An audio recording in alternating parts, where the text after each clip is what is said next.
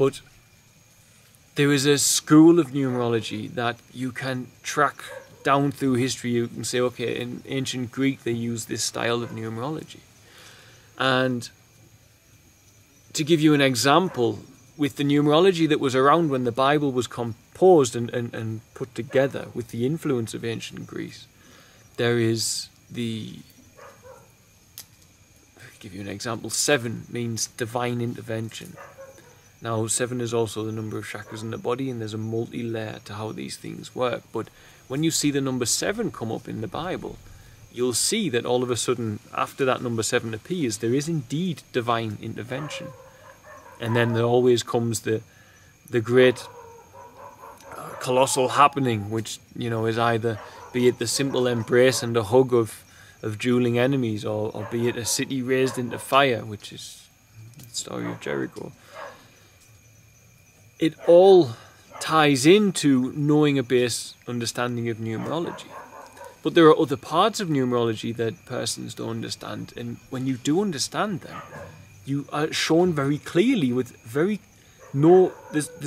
no reason for debate when you understand numerology was involved in the writing of these scriptures, what is going on within them. So within the numerology that is adapted within most numerologies, 9 is the number of human consciousness, and the numerology that is adapted within the esoterics of the Bible, but also in modern numerology as well. 9 is the number of completion, humanitarian as well in the life path, but the number of human consciousness. Now, what you do in numerology, you only ever have a double digit when you fall on a master number, which is an 11, a 22, or a 33.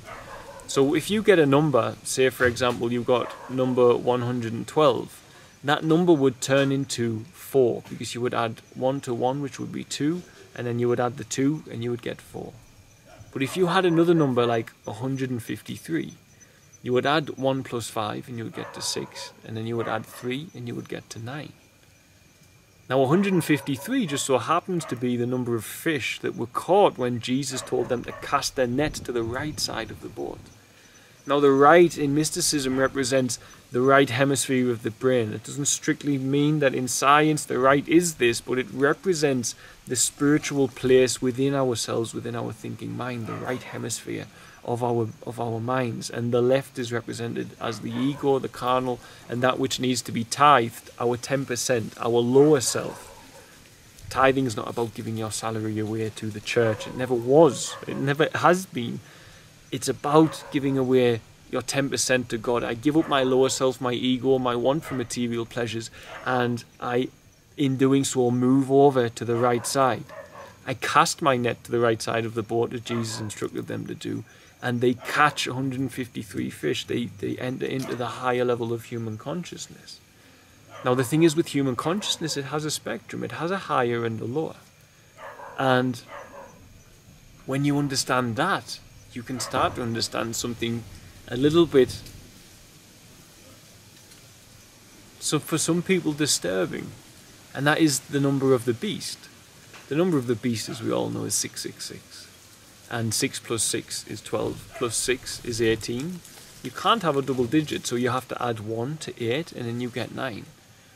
The beast is the lower part of human consciousness, the thing that has you fearing the future, regretting the past, has you desiring things that you shouldn't be desiring, has you overindulging in things in your material body and your material 5 sense pleasures. And in doing that, you bring yourself into a lower state, into a hell within your body, a living hell, a hell on earth. So there's a polarity, because there are 2 ends of human consciousness. There's the higher and the lower, so you need to discern between the 2. But ultimately, the 9 represents human consciousness. 7 represents divine intervention. 4 represents the fourfold nature of a human being. Now I can go into this all day long, but what I just hope to do, because I don't have time to fully sit down and show everything that I've managed to learn through various teachers and various books, etc. But what I do have the ability to do is, if I've got even a few hundred people watching me, is to divert you toward these things. If you're truly seeking knowledge, don't expect it to be handed to you on a plate without any study, without any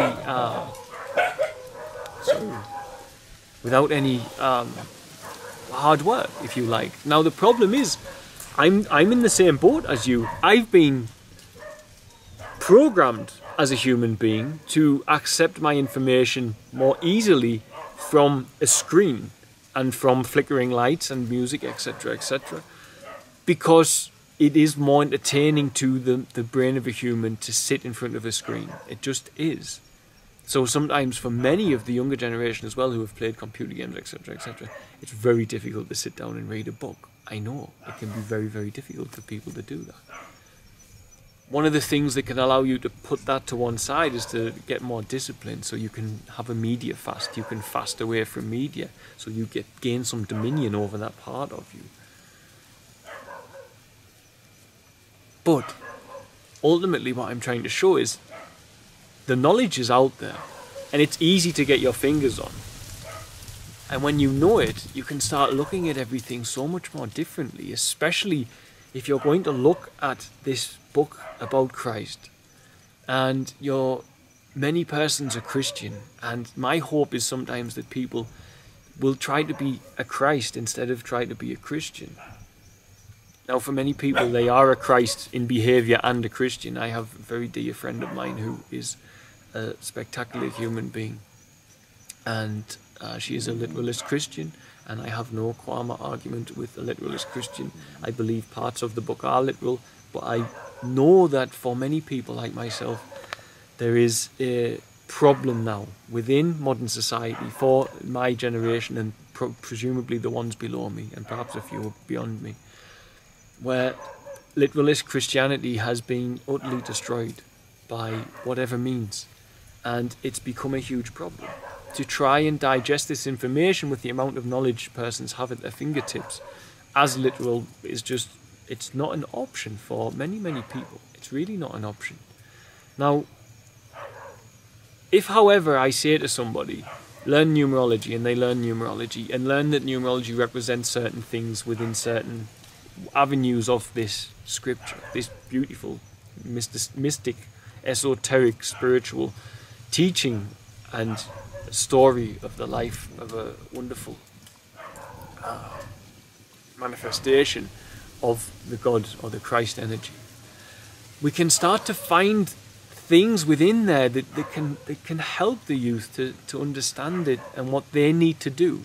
We live in a world dominated in the West by Christian nations, but we also live in a world dominated by drug abuse and by other debaucherous activities for the vast majority of people. They go out and they drink lots of alcohol and they chase women and they have mindless sex and they watch pornography and so on and so forth. We all know what it's like in the West. Now,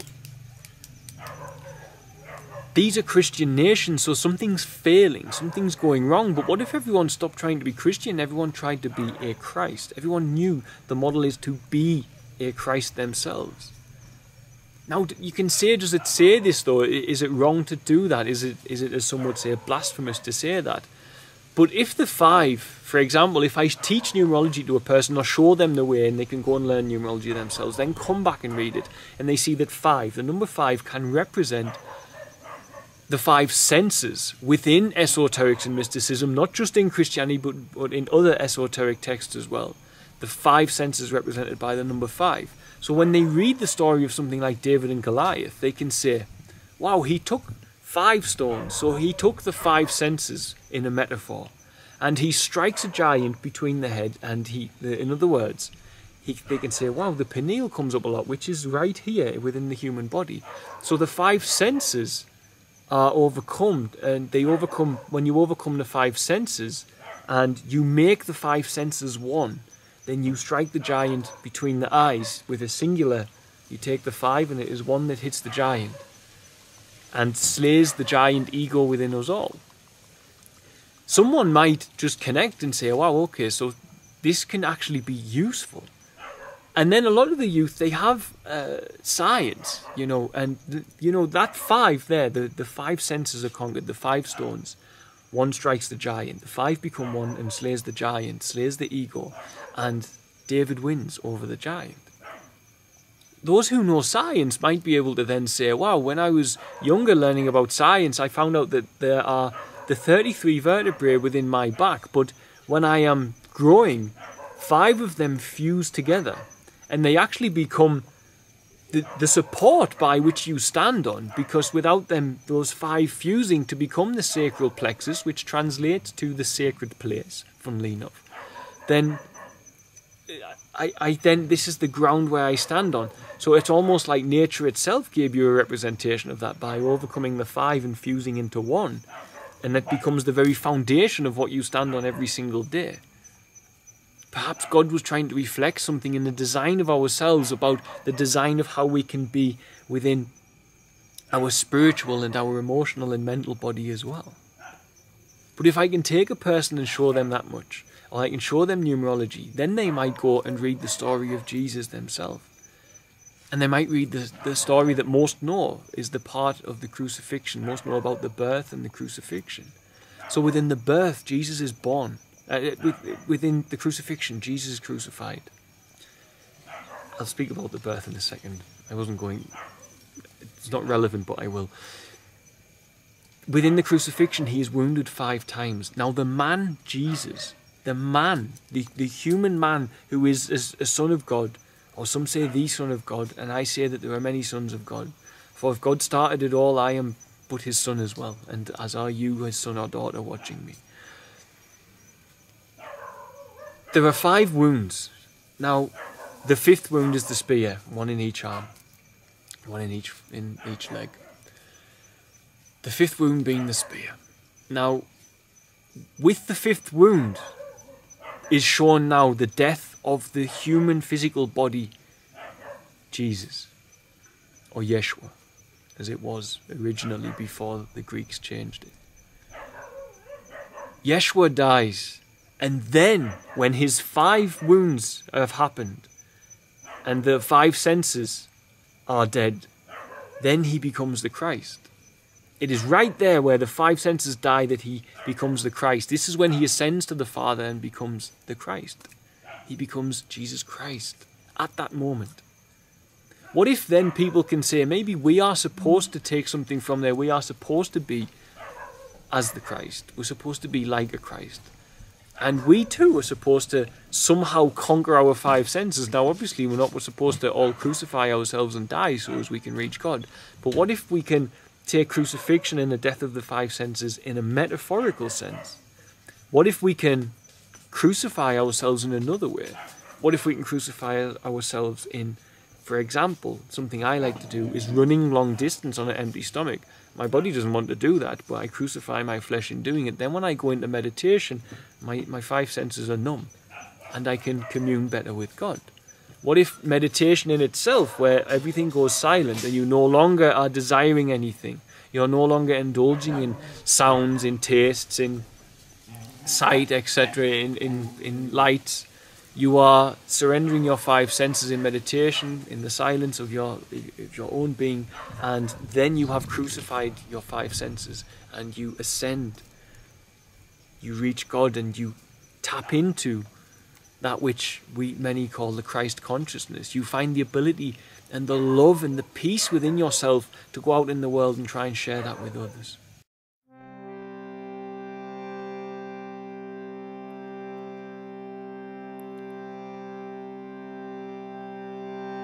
Shri Guru Charan Saroja Raja Nijamana Mukuru Sudhari Varano Raghuvara Bimala Jasu Chodaya Kupala Chari